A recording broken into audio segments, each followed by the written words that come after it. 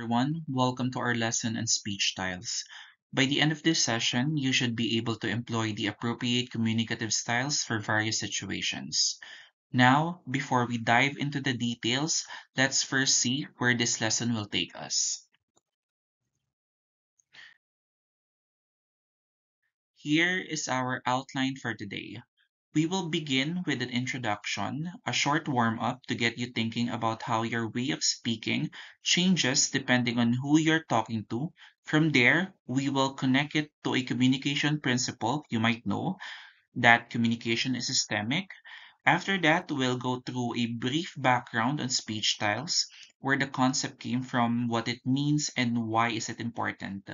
Then we will move into the core of the lesson, the five speech styles identified by Martin Hughes: frozen, formal, consultative, casual, and intimate. We will also explore how these styles shift depending on context, and we will end with a short application and classroom activity where you can identify, perform, and reflect on the styles yourselves. All right, let's start with something simple. Here's a question for you. Do you talk to your best friend in the same way you talk to your teacher or when you recite the Panatang Makabayan? Why or why not? Most of you will probably say no, and that's because the way we speak naturally changes depending on the situation. With friends, we sound more relaxed and spontaneous. With teachers or informal ceremonies, we tend to be more polite, careful, and structured. This quick exercise already tells us something important, that communication depends on context. It happens within systems like physical, social, psychological, cultural, and historical. And because communication is systemic, our language shifts along with it. Those shifts, those natural adjustments in the way we speak, are what we call speech styles.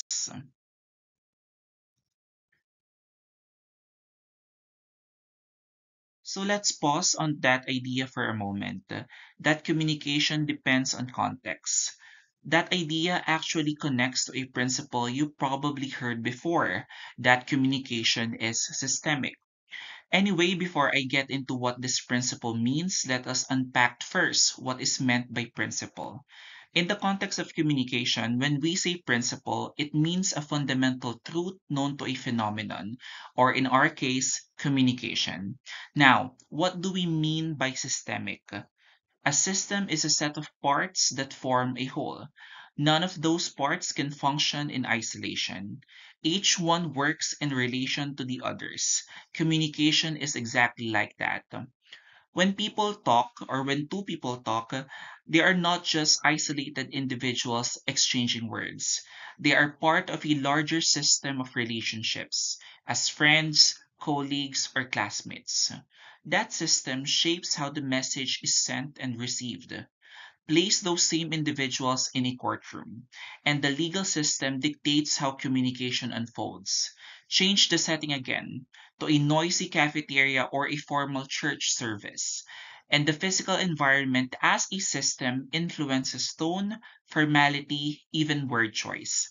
This is why Wadsworth, Bevan, and Jackson in 1967 emphasized that a systemic view of communication carries several implications. The first is this: communication is contextual. Every message takes meaning from the system in which it occurs. Think about saying, "We need to talk." Let's say you will be telling that to a romantic partner. That line could trigger anxiety.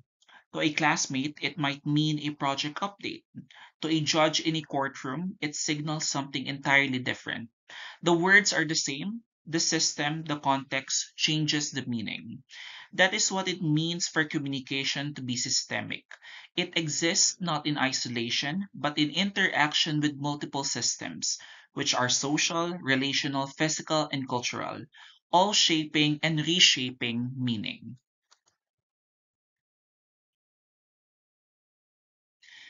If communication is systemic, then we need to acknowledge that it always occurs within a gamut of systems, that is, a wide range of overlapping conditions. When we take that fact seriously, understanding the process becomes easier. Communication does not transpire in a vacuum. By vacuum, we mean an empty, isolated space. That is never the case with human interaction. Every act of communication takes place against a background, within a setting, and surrounded by other influences. The physical context is the most immediate. Setting arrangements change how authority is perceived. Lighting, sound, color, and space influence mood. A dim, cramped classroom shapes interaction differently than a bright, open lecture hall. But Mortensen in 1972 reminds us that context extends beyond the physical. It also includes the ambience, the atmosphere that is felt rather than seen, and the sociocultural background of those communicating. For instance, a conversation during a family dinner carries a different ambience from a negotiation across a corporate boardroom table. Likewise, cultural backgrounds influence whether silence is interpreted as respect or as disinterest. In short, to call communication systemic is to admit this. Every message is filtered through multiple layers of context: physical, atmospheric, and social cultural. And each of those systems interacts with the others to shape how communication unfolds.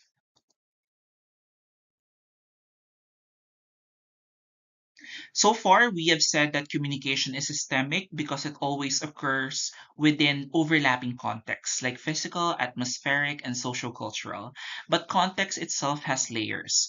Brock Reed in 1968 called this an encompassing situation. By that, he meant an elaborate set of implicit rules and conventions that guide how people behave in particular categories of social situations. Think of walking into a courtroom. You know without being told that you must stand when the judge enters, address the court formally, and follow strict order in speaking. This convention shape how communication occurs there. Mortensen sharpens the point by distinguishing between immediate context and encompassing context. Immediate context refers to the direct social situation, say, a group meeting at work or a casual dinner with friends. Encompassing context, however, influences how you view that immediate situation. For example, your cultural upbringing may shape how you perceive authority in that workplace meeting, or how you interpret silence at that dinner table. In other words, your immediate surroundings are always a context for communication, but the essence of context stretches much further. It embraces the entire set of social and cultural milieus, that is, the larger environments and traditions you carry into every interaction.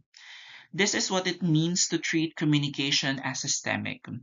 Every message is not only shaped by the here and now, but also by the wider conventions, histories, and cultures that frame how we see here and now in the first place. So, if communication is systemic, which means shaped by overlapping contexts, conventions, and relationships, then it follows that our language must adapt to those systems.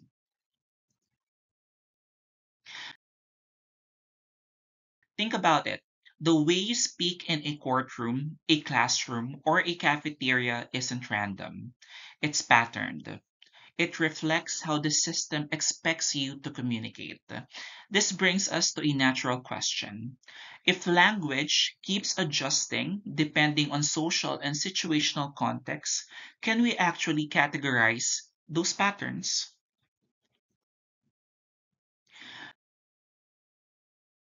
That's where linguist Martin Hughes and his concept of speech style come in.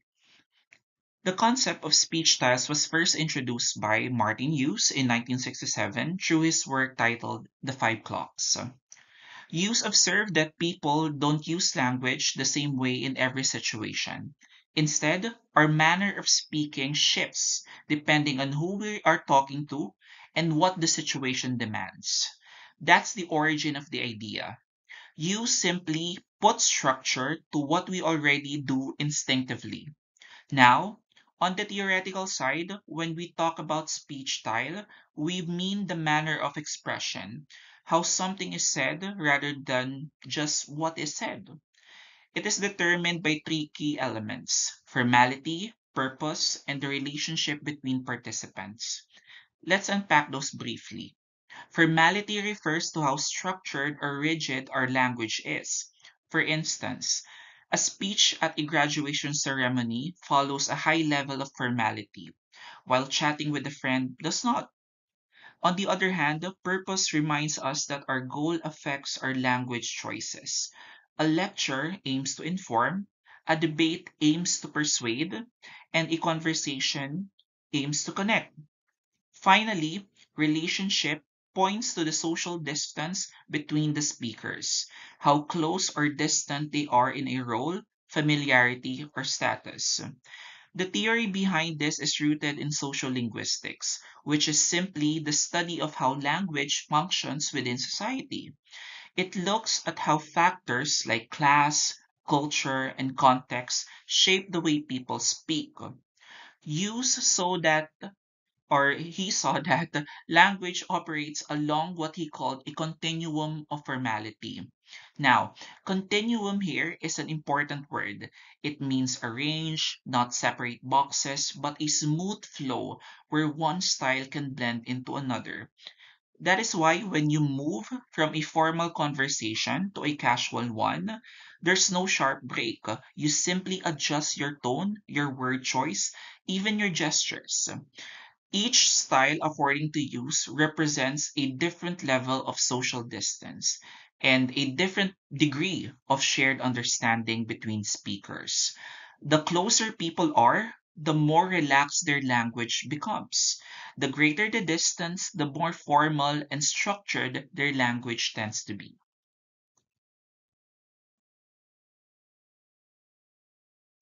So now we have established where the concept of speech styles came from and how it is grounded in social linguistics. Let's dig a little deeper into what the theory implies. At its core, use framework tells us that context dictates linguistic choice. That means every time we speak, we unconsciously adjust our grammar, vocabulary, tone, and sentence structure to match the situation that we are in. Let's break that down. When I say grammar, I am referring to the level of correctness or precision in our sentence construction. Like, you might say, whom are you talking to in a formal context? But more naturally, we say, who are you talking to with friends? And that's actually okay. Vocabulary also shifts. A formal speech may use words like accomplish, nevertheless, or consequently, while casual talk tends to favor shorter, simpler choices like do, but, or so.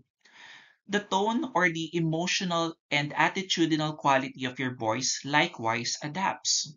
You sound different when you're delivering a report than when you are joking around. And structure, the organization of your sentences, changes too. In formal settings, we speak in complete sentences, while in casual ones, fragments or ellipses are perfectly fine rather, because we shared or there's a shared understanding that fills in the gaps. All of those choices are not random. They are context driven, actually. They are our linguistic response to the system that we are currently operating in.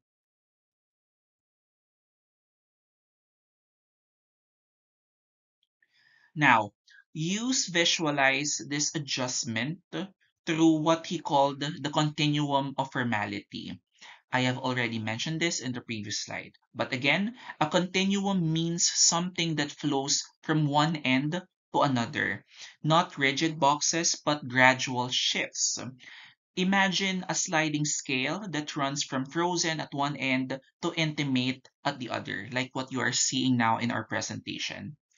So, when we talk about continuum of formality, we are actually talking about how social distance affects linguistic distance. The more formal the situation, the more distant and structured the language is. The more personal the relationship, the more natural and spontaneous our expression becomes.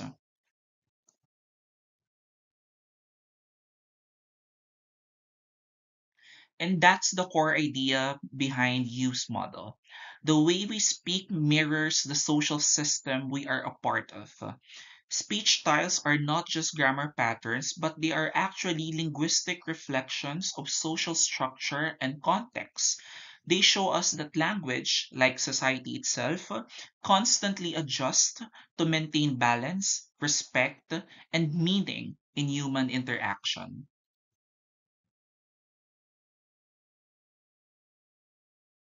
So, if the way we speak truly mirrors the social systems we move in, then the question becomes, how exactly does that sound in practice? How do these shifts in language, this balancing act between context, relationship, and purpose appear in real communication? That's what Martin Hughes tried to map out. He identified five distinct speech styles arranged along a continuum from the most formal and ritualized to the most personal and spontaneous. Let's take a closer look at each of them, beginning with the most rigid and rule bound, the frozen style.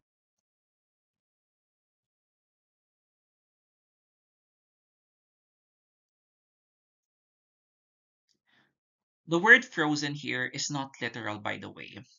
It doesn't mean that the language is cold or lifeless.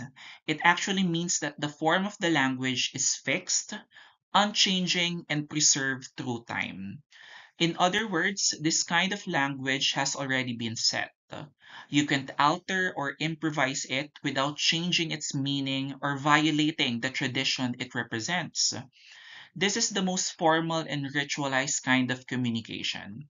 It is the language of ceremonies, laws, prayers, and even declarations, or places where every word carries weight and must be spoken exactly as it was written or passed down. Let's go through its main features. Frozen speech is highly formal and standardized. Remember that. Its grammar is complete, precise, and never conversational. The vocabulary, on the other hand, is elevated. It means that it uses words that sound more refined, solemn, or classical than everyday speech. It is also non interactive. When someone recites or reads in frozen style, no one is expected to respond. Think of someone reciting the Panatang Makabayan or leading Our Father or the prayer Our Father or Ama Namin in Tagalog. The audience listens or joins in repetition, but the language itself remains unchanged. Its tone, on the other hand, is solemn, authoritative, and ceremonial, fitting for moments that mark significance, power, or even reverence. So, where do we encounter this style? You'll find it in, again, ceremonial events, legal proceedings, religious rituals, and official state functions. It is the language of formality, where tradition, law, and shared respect are expressed through exact words. For example, when we recite the Panatang Makabayan, we use the exact same wording taught to every generation of students. When we pray Ama Namin or Our Father, we use the same structure, rhythm, and phrasing that have been repeated for centuries. And that's what makes the Frozen style special. It preserves not just words, but collective meaning and continuity.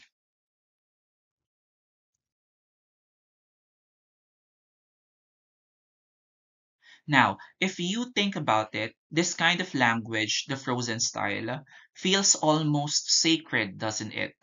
Every word, every phrase remains exactly the same, no matter who says it or when it is said.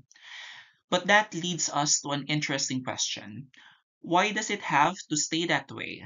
Or why can't we tweak or modernize these words the way that we do in casual conversation? Let's look into the idea that why is it that Frozen style is fixed and unchanging.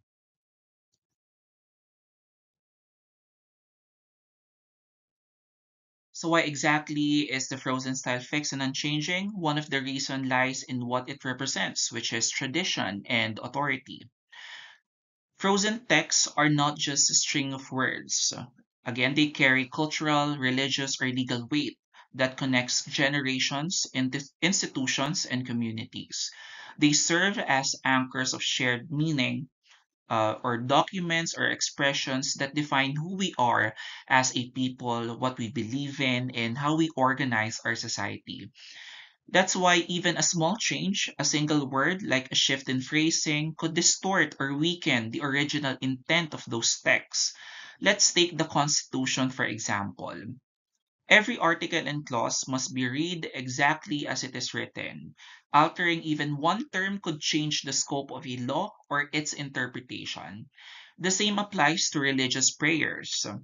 Their language is preserved to maintain unity of belief and continuity of tradition. Now, when we say authority, we're talking about the institutional or sacred legitimacy behind this text. The power of a law, a prayer, or a national pledge doesn't just come from the people reciting it. It comes from the institutional system that upholds it. In that sense, the frozen style represents or reflects not only respect for language, but also a deeper respect for the authority it represents, like in the church, the state, or the nation. So when we keep the words unchanged, we're not being rigid for the sake of it. We're actually preserving a shared legacy that binds people together through language and meaning. Now, aside from preserving tradition and authority, there's another reason why the frozen style must remain fixed. It is because of universality and standardization. When we say universality, we mean that everyone, regardless of age, location, or background, is expected to recognize and use the same wording. It is what allows a single text to be understood across different times, places, and generations. Think of the preamble to the Constitution. Whether it is recited in a classroom, a courtroom, or a public event, the words never change.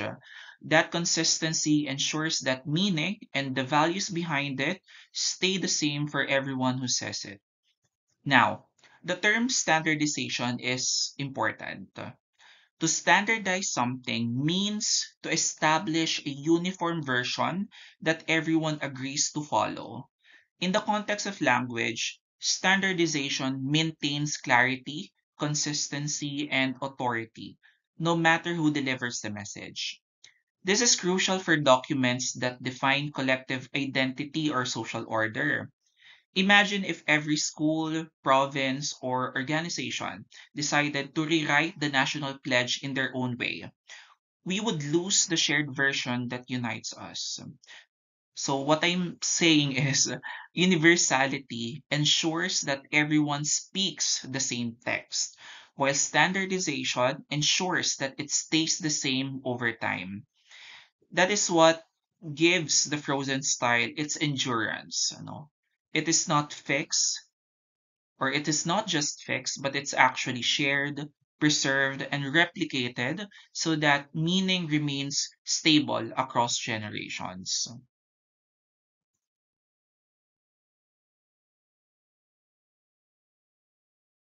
So we have said that frozen style is preserved for the sake of tradition, authority, and shared understanding. But there's actually another layer to its permanence, and it's because of its ritualistic or ceremonial nature. When language becomes part of a ritual or ceremony, it stops being just communication. It actually becomes a performance. And in a performance that symbolizes something sacred, legal, or official, no? Every word matters. By ritualistic, we mean that the act of saying the words is itself a part of a symbolic practice. For example, when someone takes an oath in court and says, "Do you swear to tell the truth, the whole truth, and nothing but the truth?" Those exact words are required. Why, you may ask? Because the phrasing carries legal and moral weight. If you change it, you risk of changing the meaning, and more importantly, the solemnity of the act. Now, solemnity refers to the seriousness and the reverence attached to an event, like in ceremonies, whether in courts, churches, or even state functions. These words serve as formal instruments that mark the occasion's importance.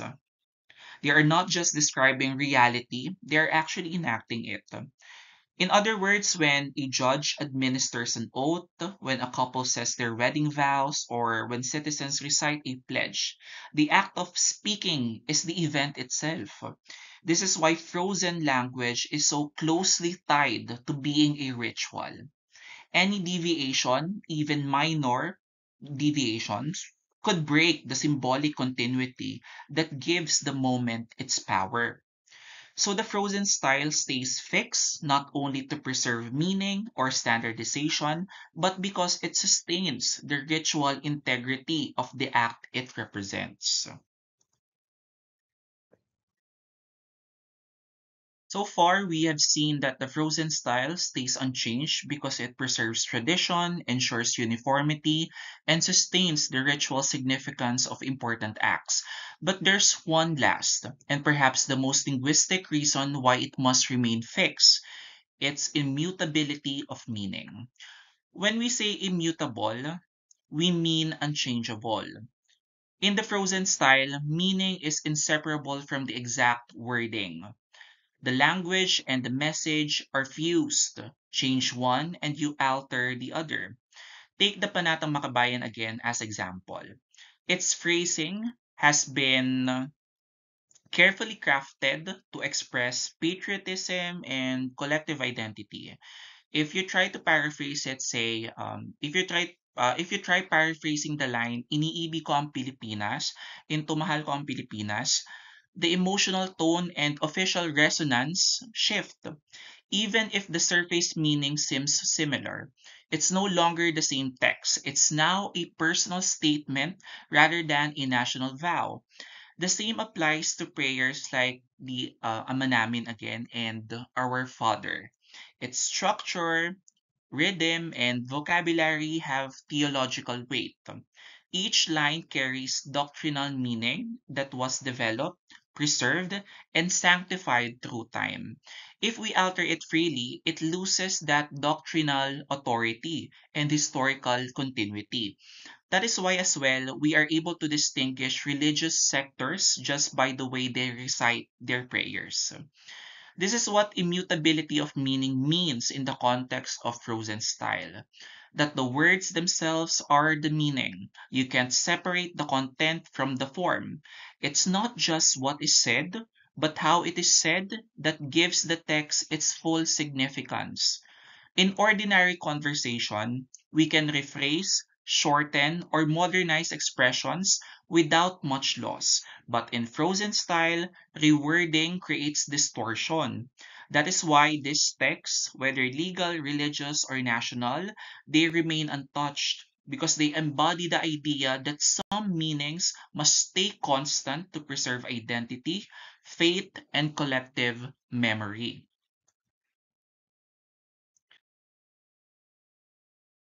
So now that we have looked closely at the frozen style, the kind of language that never changes because it carries tradition, authority, ritual, and meaning, let's move one step down the continuum. From something that is fixed and ritualized, we now move to something that is still structured but a little more flexible, and that is the formal speech style. Unlike frozen language, which is memorized and recited word for word, formal style allows for originality. You can compose your own sentences, but it still demands a high level of precision, order, and respect. The formal speech style is used in situations that require clarity, structure, and professionalism. It is the kind of language we use when the purpose is to inform, instruct, or report, not to chat or express emotion. Typically, it is one-way communication, which means that the speaker delivers the message while the audience listens, with little to no interruption. Examples will include a teacher giving a lecture like what I'm doing now, or a lawyer presenting a case, or even a keynote speaker addressing a crowd. Formal speech also follows complete grammatical rules and well organized sentence structure. That means sentences are planned, transitions are clear, and every word serves a purpose. It avoids slang, contractions, and colloquial expressions. So instead of saying gonna or wanna, you say going to and want to. Instead of saying, hey guys, you might say, good afternoon, everyone, or good morning, everyone, or depending on the time of the day. The tone in formal style is serious, objective, and focused on content rather than personal feeling. This doesn't mean it is cold or robotic. It simply means that emotion takes a backseat to information and clarity. And because of that focus, formal speeches are often planned or rehearsed in advance. You don't just wing it or do it. You prepare because precision and coherence are essential in formal settings. We use formal speech in academic, legal, and professional environments. These are places where accuracy and credibility matter. You will hear it in classrooms, during lectures, thesis defenses, conferences, or official meetings. It is also the style used in government briefings, policy announcements, or even institutional ceremonies where the goal is to convey information clearly and respectfully. Some familiar examples would be a classroom lecture, like what I said minutes ago, where the teacher explains a concept systematically, or a thesis defense, where a student presents research findings to a panel, a commencement speech perhaps, where the speaker addresses a formal audience using polished and purposeful language. So if the formal style is all about structure, planning, and one-way communication, meaning where the speaker talks and the audience mostly listens, what happens when we allow the listener to respond? When the exchange becomes more interactive but still polite and respectful? That is when we moved into the consultative speech style, or the bridge between formality and informality.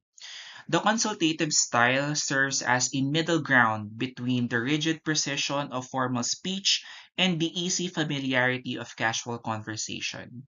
It is used in professional or semi formal settings where both participants share responsibility for keeping the exchange respectful and productive.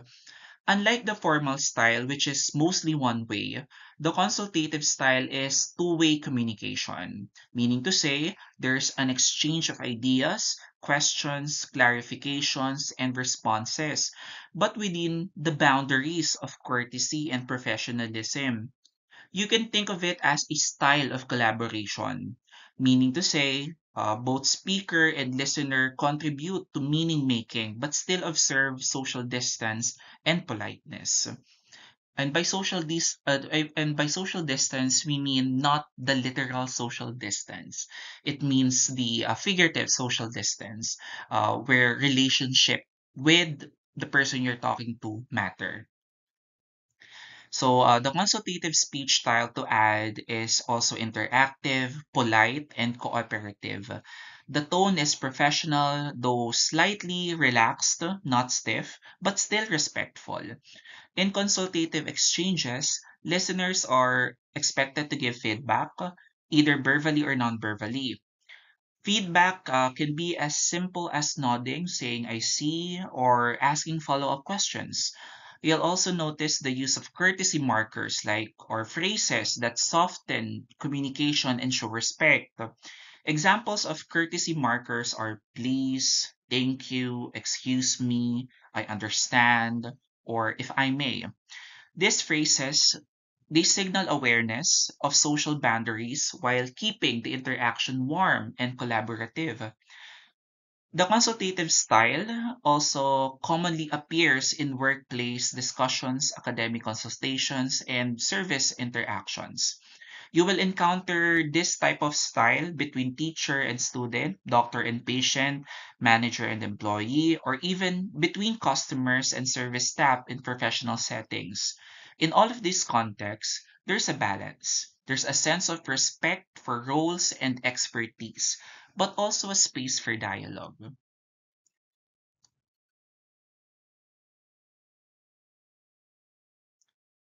We have seen that consultative speech style balances professionalism with interaction. It is polite, cooperative, and respectful of boundaries or social distance. But what happens when those boundaries start to fade? When the people involved already share familiarity, trust, or a sense of equality? That is when language loosens up. This brings us to the casual speech style or the language of comfort, ease, and social bonding. The casual style is an informal way of communicating, which is typically used among friends, peers, or people who are already having a shared background knowledge or experience, says. It is the style that prioritizes connection over correctness. In casual speech, what matters most isn't grammar or sentence structure. It is the relationship, meaning to say, speakers rely on shared understanding, humor, and tone rather than formal phrasing. Now, to clarify a possible gray area, when we say informal under casual speech style, it doesn't mean careless or wrong. It simply means that language rules are relaxed because the people communicating already get each other. It is efficient, expressive, and often playful, designed for more bonding than instruction. Casual style also uses slang, idioms, contractions, and elliptical sentences. When I say slang, it pertains to words or expressions used informally within specific groups, like sis, bro, low key, or TBH, meaning to be honest. Idioms, on the other hand, are expressions that have figurative meanings such as spill the tea or break the ice.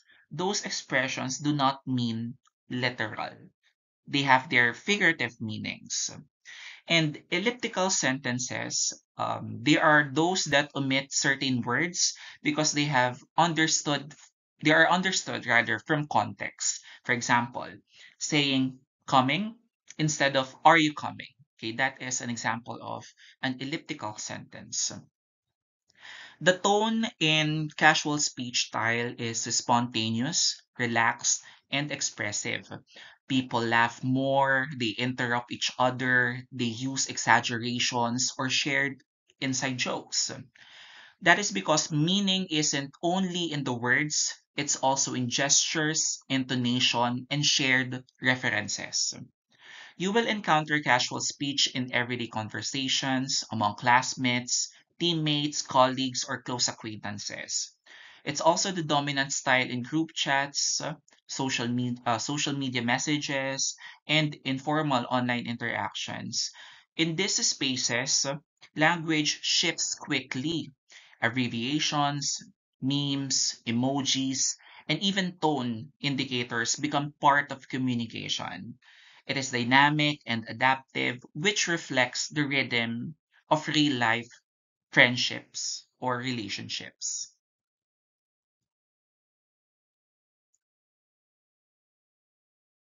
So, if the casual style is the language of social comfort, meaning it is relaxed, expressive, and often humorous, what happens when we move even closer? When the conversation is no longer just among friends or peers, but between people who share deep familiarity, trust, or affection. That is where we arrived at the intimate speech style, the final and most personal point in uses continuum. The intimate speech style is the most private and emotionally charged form of speech. It is used between people who share a strong personal or emotional bond, family members, romantic partners, or best friends who understand each other deeply. This style doesn't just communicate information, it also conveys closeness, care, and connection. In many cases as well, words matter less than tone or gesture because both speakers already know what the other means. Now, for a quick clarification, when we say intimate, it doesn't always mean romantic. That is because that is a common misunderstanding. It can simply refer to emotional intimacy, the comfort and trust that allow people rather to speak freely without filters or any formalities. In the intimate speech style, language also often includes endearments, nicknames, or even coded expressions that only the people involved can understand. These personal words or inside phrases, they act like emotional shortcuts. They carry meanings built on shared experience. The style also relies heavily on nonverbal cues such as tone, facial expressions, touch, or gestures. Sometimes a look or a sigh communicates more than a full sentence ever could. Another important feature to intimate speech style is minimal grammar. Like in intimate exchanges rather, sorry, complete sentences often disappear because familiarity fills the gaps. For instance, your partner might just say coffee and the other already knows what it means, which is probably, do you want me to make your coffee? So this kind of communication meaning doesn't come from the grammatical structure, but it comes from shared history. You will find the intimate style in private settings, like what I have already said a while ago, since it is the most personal and private style of speech. Since it is found in private settings, this is where emotional closeness and trust are already established, but I guess you already get that between parents and children, siblings, couples, or lifelong friends. It is also the kind of talk that happens behind closed doors, away from public spaces. It doesn't need to follow social rules of politeness because the relationship itself provides the context and comfort. So, in essence, intimate speech style shows how language operates at its most human level when meaning is built not from grammar or vocabulary, but from trust and shared experience. It is also where words are no longer just tools for expression. They become extensions of affection, memory, and belonging.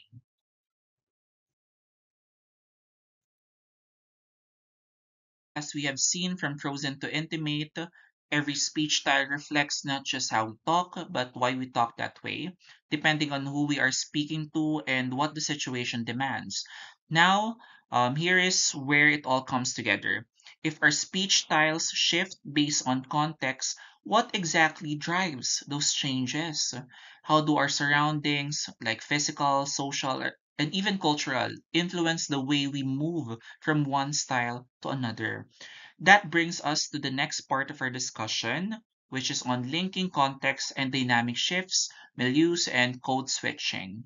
Here, we will explore how different environments or milieus shape communication and how code switching naturally happens as we adapt to each one.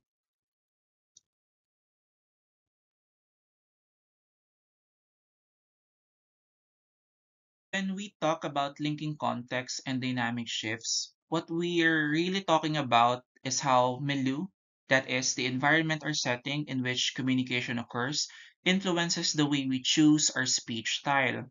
The word milieu simply means surrounding conditions, both physical and social, that shape how people interact. Let's start with the physical milieu. This refers to the where of communication, the space, the environment, and even time of day. Think of it as everything that can be sensed around the act of speaking. The lighting, temperature, or even noise levels affect tone and manner. For example, In a quiet library or courtroom, we tend to speak in a more formal or consultative tone.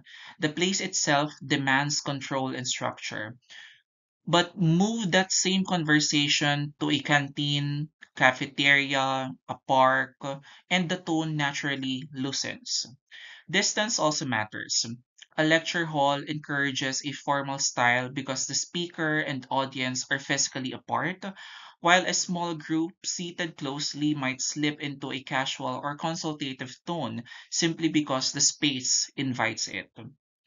Now, the social milieu has less to do with the setting and more to do with who's involved and what kind of relationship they share. It deals with the social bonds, whether you are speaking to a friend, a supervisor, a parent, or a total stranger. Each of these relationships carries expectations. For instance, when talking to your professor, a consultative style is appropriate, polite, responsive, yet still interactive. With close friends, you will probably use a casual or even an intimate style where the language becomes looser, more expressive, full of shared references. The social relationship itself determines how messages are formed, shared, and interpreted. So both the physical and social milieus act like invisible hands guiding our linguistic choices. Where we are and who we are with combine to tell us, is this a moment for structure or for ease, for formality or familiarity? And the answer to that is what makes our speech style shift so naturally.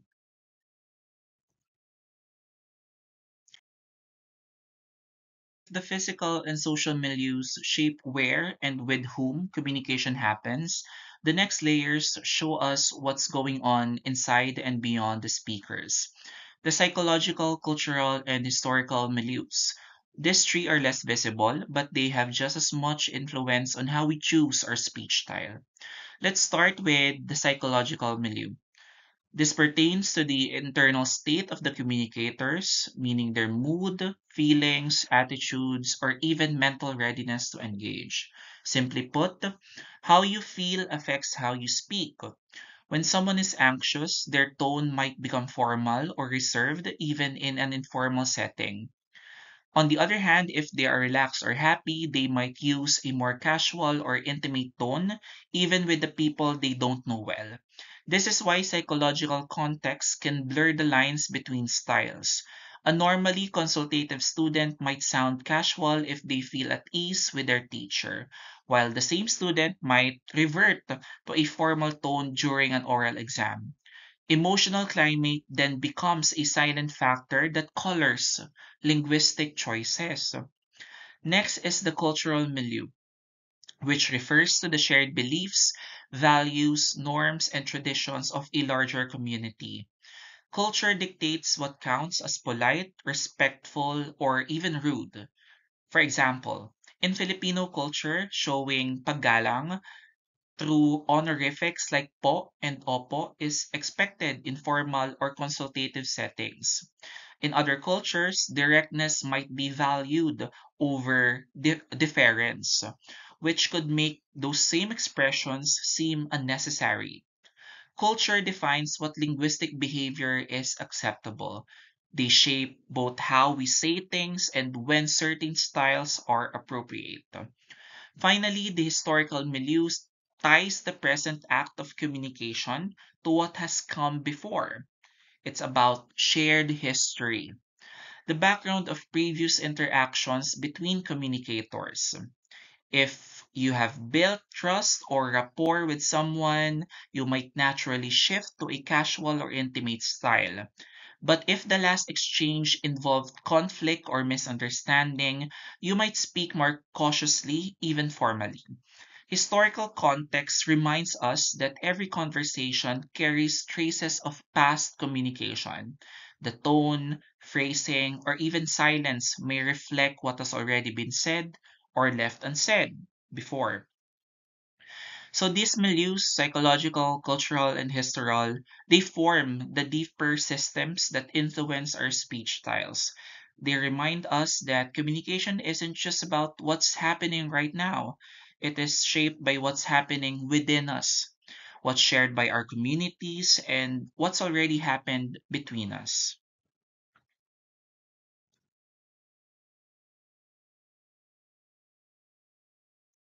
Now that we have seen how different milieus shape our speech styles, from physical to historical, let's talk about what happens when we move between these styles in real time. Because in reality, people don't stay locked into just one type of speech style. We shift, we adapt, and sometimes we even blend them, depending, of course, on the moment. This brings us to the idea of dynamic shifts in style, which includes an important phenomenon called code switching. When we say code switching, we are talking about the practice of alternating between two or more languages, dialects, or even varieties of a single language within the same conversation. It is common among bilingual and multilingual speakers, which in the Philippines is almost everyone. Think of it as the natural result of linguistic flexibility. We draw from all the languages we know to communicate effectively and meaningfully. For example, when someone says, I told her already pero ayaw pa rin maniwala, they are switching between English and Filipino seamlessly. And chances are, the listener doesn't even notice. Why? Because for both speakers, that switch feels natural. It adds clarity, emotion, and rhythm to what has been said or being said. Code switching, then, isn't a sign of confusion or lack of fluency. It is actually a strategic communication move. Let's unpack its purposes. One, it helps expresses identity and solidarity. You switch codes to sound relatable or to signal belonging. Let's say, shifting from formal English in class to Taglish when chatting with classmates. Two, it clarifies meaning or adds emphasis. Some ideas are easier to capture in one language than another. For instance, nakakahiya doesn't have a perfect English equivalent, so speakers naturally borrow from Filipino. Third, it fills lexical gaps or word gaps when a word or phrase just fits better in another language. And finally, it adjusts tone and formality, aligning your speech with your audience's expectations. This shifting is not limited to languages. Remember that. Because sometimes we adjust within the same language. That is called style shifting. You might move from a consultative tone when talking to your teacher to a casual tone when talking to a classmate, even when you're still speaking English. Both code switching and style switching are forms of adaptive communication. They allow us to navigate multiple systems, from linguistic, social, and cultural, in a single interaction. So rather than seeing code switching as mixing languages, it is better understood as mixing meanings, a reflection of our ability to adjust language to fit its purpose, identity, and relationship. It's one of the clearest demonstrations that communication is not static but systemic. It constantly responds to where we are, who we are with, and what we need to express.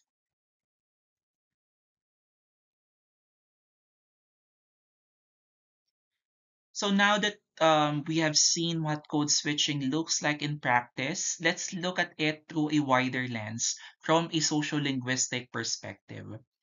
In social linguistics, that is the branch of linguistics that studies how language functions within society, code switching isn't seen as a mistake or a sign of poor grammar. It is quite the opposite, actually. It is viewed as a sign of communicative competence or the ability to choose the most appropriate form of language for a given context. When someone switches between English and Filipino, or between formal and casual tones, they are not being inconsistent, they're actually being strategic. They are adjusting their language to suit the system they are in, who they are talking to, where they are, and what tone fits best.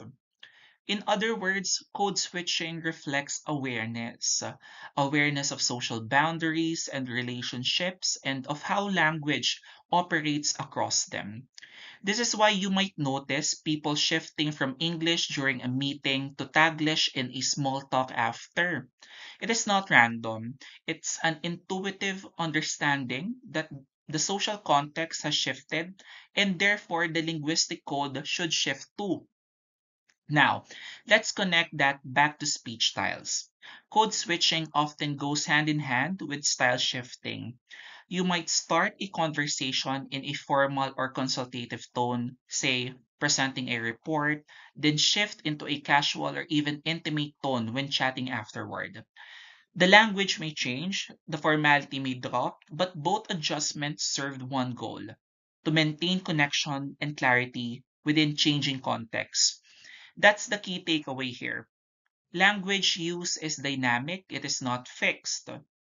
It constantly adapts, just as communication itself adapts to the systems that shape it. Remember the principle we discussed earlier that communication is systemic and contextual? Well, code switching and style shifting are living proof of that. So the core idea here is code switching reveals how speakers navigate multiple systems, from social, cultural, and linguistic, in real time. It is balancing, or it is a form of balancing act between meaning, relationship, and identity. And rather than seeing it as breaking the rules of language, it actually shows our mastery of them. It is how we, as communicators, make language work for us flexibly, intelligently, and contextually.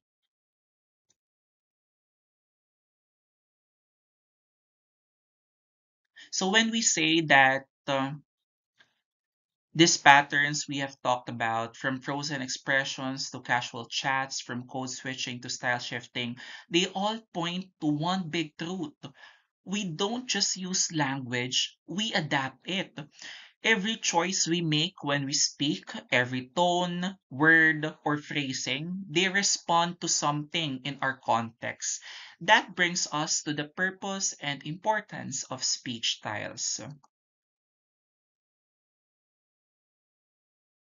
So when we say that speech styles matter, it really comes down to this. They help us maintain appropriateness and clarity in communication. Let's unpack that a bit. Appropriateness means using language that fits both the situation and the people involved.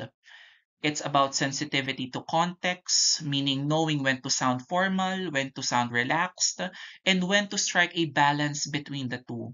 On the other hand, clarity means making sure your message is understood the way you intend it. When style and context align, there's less room for confusion or misinterpretation. That is why speech styles act as our built in guide. They tell us what tone to adapt, how structured our sentences should be, and what kind of vocabulary is suitable. Using the right style signals not just language proficiency, but also social awareness, the ability to read the room and adjust accordingly. For example, using formal language in a job interview communicates seriousness and respect. It shows that you recognize the social boundary between interviewer and applicant. But if you switch to casual slang in the same setting, it could come off as unprofessional or even dismissive. The words might be harmless, but the style changes the impression.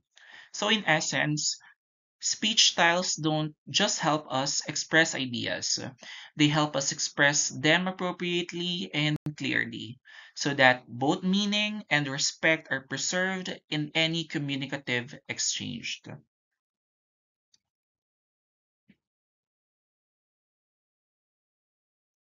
And when you think about it, that's really the next step beyond appropriateness and clarity.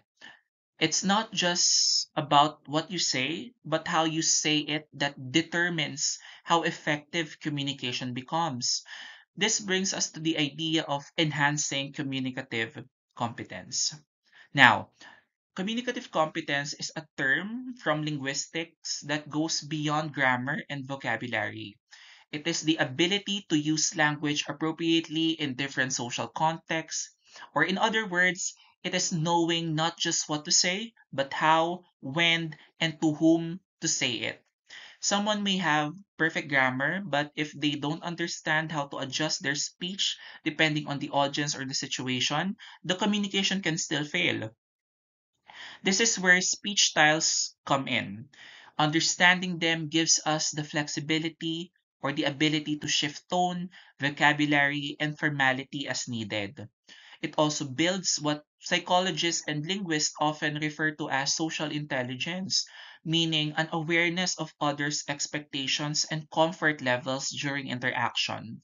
It is what allows you to speak confidently to a teacher, warmly to a friend, and respectfully to a community leader, all without changing who you are, only how you express yourself. And this competence isn't just confined to the classroom. It also extends into every part of life, from writing an academic paper or handling a professional interview to resolving misunderstandings among friends or communicating within your family. Speech styles, when mastered, make us not just better speakers, but better communicators. People who can bridge differences in tone, relationship, and setting with both confidence and respect.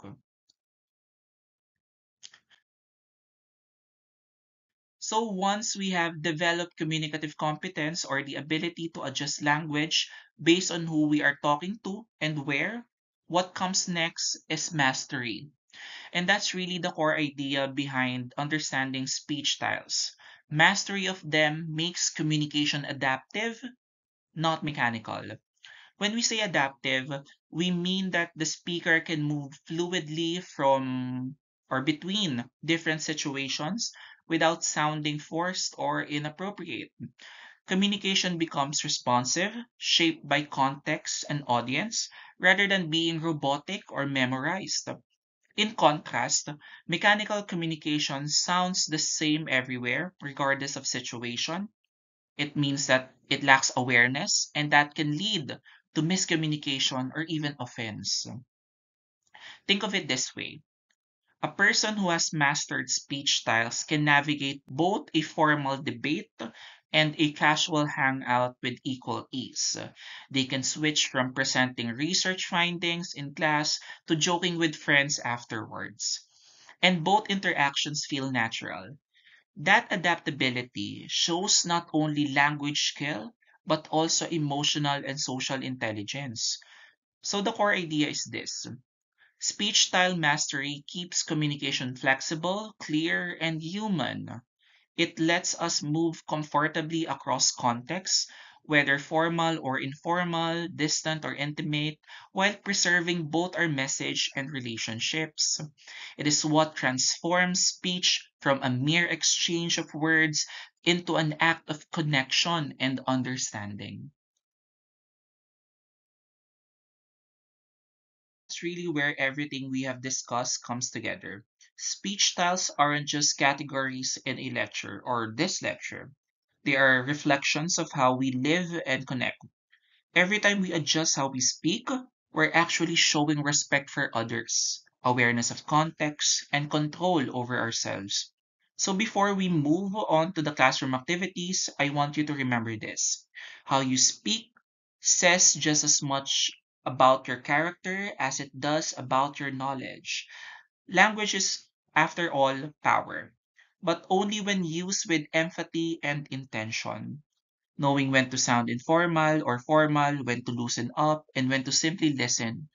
That's not just good communication, that's good judgment. That will be all for our lecture. I hope you learned something and see you next time.